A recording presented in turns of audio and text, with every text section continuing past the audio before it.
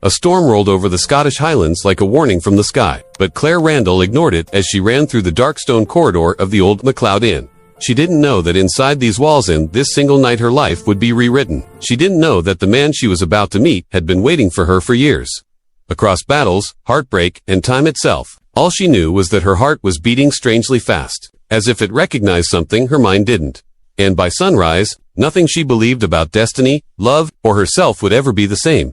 Claire pushed open the heavy wooden door and stepped into the dimly lit inn, where the fire cracked loudly in the hearth. She had come to Scotland to heal after a painful breakup that had left her unsure of her worth. She wanted quiet, solitude, and space to breathe again, but fate had a different plan, and it began the moment she saw him. A man with a scar along his jaw, a look both fierce and gentle, and eyes that locked onto hers as though he'd been searching for her in every lifetime. She didn't believe in destiny until that night. Their eyes met only for a second, but something old, something ancient flickered between them. He stood near the fire, tall and broad-shouldered, dressed in worn traveling clothes that seemed too real, too authentic, as if he had stepped straight out of the 18th century. Claire blinked, thinking maybe the storm outside and her exhaustion were playing tricks on her. But when he spoke, his voice was deep and steady, and it made her heart skip. "You came back," he whispered, almost too quietly to hear.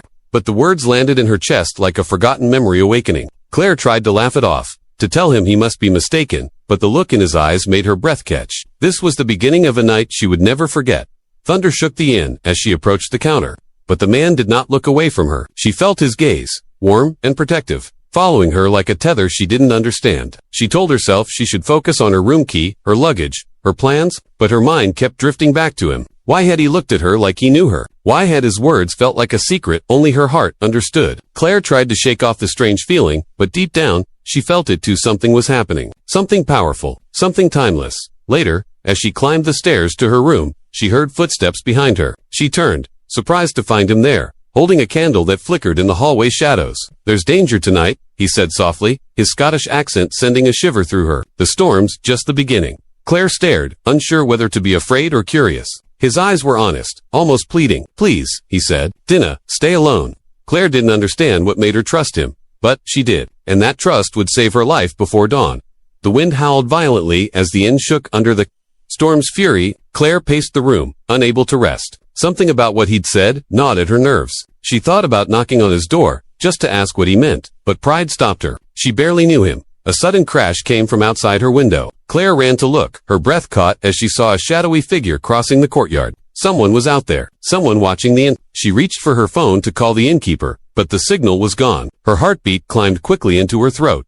A knock sounded at her door. Claire froze, fear crawling up her spine. Slowly, she approached and opened it a crack. It was him. "You're not safe here," he said. "They're coming for you." She didn't understand, but one look into his eyes, steady, protective, urgent, made her move. She grabbed her coat, let him take her hand, and followed him into the storm. They ran across the courtyard, rain slicing against their skin. Claire felt his grip tighten, guiding her through the darkness. She didn't know where he was taking her. She didn't know who was chasing her, but she knew one thing. She trusted him, more than she had trusted anyone in years. He led her to an abandoned stone cottage at the edge of the forest. Inside, he lit a lantern, its glow illuminating the worry etched across his face.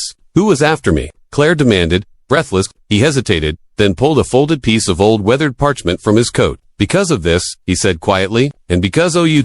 Claire unfolded it gently. Her hands trembled when she saw what was written. A name, her name, Claire Randall, and beneath it, a seal from centuries ago. "I didn't know how to tell this," he said, voice thick with emotion. "But I've crossed more than storms to find the—" "I crossed time." Claire stared, unable to breathe. The man she had met only hours ago was claiming he had traveled through centuries for her. She wanted to deny it, but something deep inside hers, something instinctive, emotional, impossible to explain, believed him. He told her everything. How he had loved her once in another life.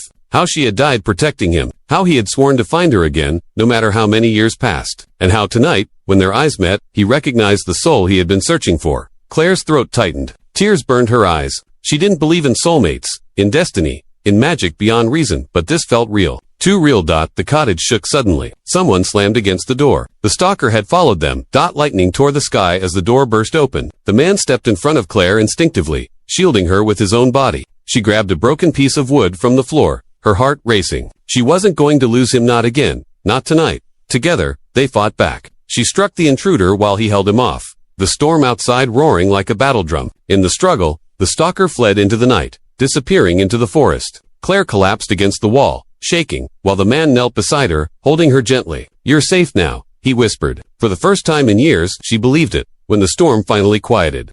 Dawn crept slowly across the highlands. Claire stood outside the cottage, rain dripping from the thatched roof as the sky softened into pale gold. The man stood beside her, watching her as if memorizing every detail. "What happens now?" she asked, voice trembling.